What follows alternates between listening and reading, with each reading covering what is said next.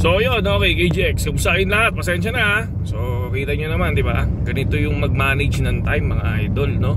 So habang nag-drive tayo, nagbibideo tayo kasi wala na akong time eh. May pasok tayo ngayon. So pagdating natin na opisina, hindi na tayo makapag-video.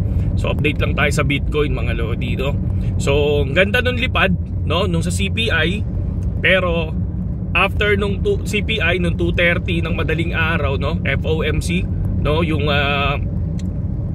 news nung 2:30. So nakita nyo naman, pinaliwanag natin sa video. So noon na nalaglag siya. And then nung June 13 kahapon 8 o'clock or 8:30, no, yung PPI report naman, biglang doon bumulusok yung pababa yung BTC natin, no. Pero nagbigay tayo ng support and resistance natin doon sa area natin sa 67,446. So nag-post din ako sa Twitter niyan, nag-post din ako sa Facebook natin kung ano yung pinaka support and resistance natin.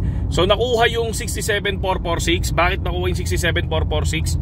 Kasi ilang beses nag-attempt talaga doon, 7 times, no, 4 hours time frame, 7 times nag-attempt doon sa area na yon, pero hindi ma-break yun, no. Kagabi, ayun, so dumiretso na siya. So pumalo hanggang 66,400 mga idol, di ba?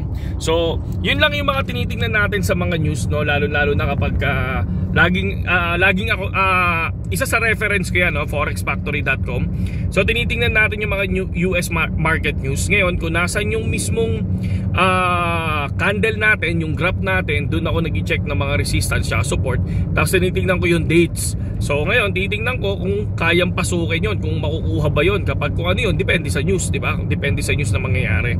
So ingat lang tayo sa laging sa tuwing nagtitrade tayo mga idol. Kasi una sa lahat, sabi ko nga sa inyo, 5% or 3% lang ng asset nyo ang ilagay nyo dyan. Ako pag nagpo-future ako, nakikita nyo naman na hindi naman ganun kalaki yung pinampo-future natin. Minsan 1,000, 2,000 pesos. Kapag sureball na sureball naman ako, yun, doon ako pumapalo ng 200 USDT, 300 USDT na na margin, no, hindi yung profit. Pero kilala nyo ako na nag-take profit kaagad ako ng 50%, no. Minsan kapag ka medyo malakas ang loob ko, minsan nag-profit ako ng 100%. Tulad nung nangyari nung CPI, no, umabot pa ng 160% yun, di ba? Tapos sabay nung FOMC naman, nag-short position tayo doon. Nakita nyo naman 49% yung mismong profit natin. So pinost din natin yan sa YT natin mga idol, no? Pero hindi dahil bumagsak ang Bitcoin ngayon, babagsak na ng tuluyan yan. Hindi, no? Kasi for me napaka-importante, no? Kasi minsan tayo, nababash tayo kasi nga support and resistance lang yung pinapakita natin. For me, napaka-importante nun. Kasi alam nyo kung bakit. Hindi kayo maliliquidate kapag meron kayong ganun. Pag meron kayong guhit mga lodi, hindi kayo maliliquidate. Ang mga naliliquidate lang yung mga sugarol, mga lods, no? Yung hindi marunong mag-cut loss, yan, karaniwan yan. Yan ang mga nauubos mga idol, no? Kaya nga tayo lagi nag-a-advise, lagi kayong mag-take ng risk management, lagi kayong mag-cut loss. Kasi una sa lahat, sabi ko, matalo ka man ngayon, makakabawi ka sa susunod, di ba? Hindi porkit ang nangyari, puro ka panalo.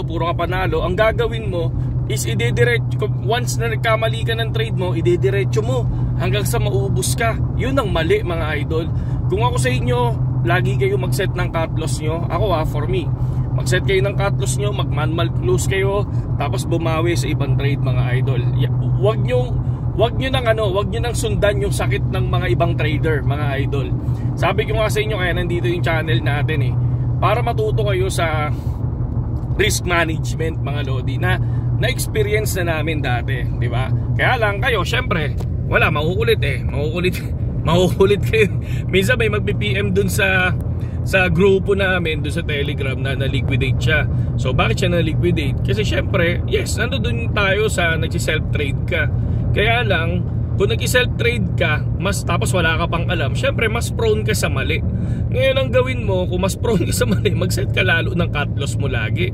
Tapos aralin mo kung saan ka nagkamali mga lodi. Ako nga, sabi ko nga sa inyo, inuubusan ko pa ng oras yan kapag after ko ng work, tapos sabay uupo ako sa may upuan ko, sa may computer ko.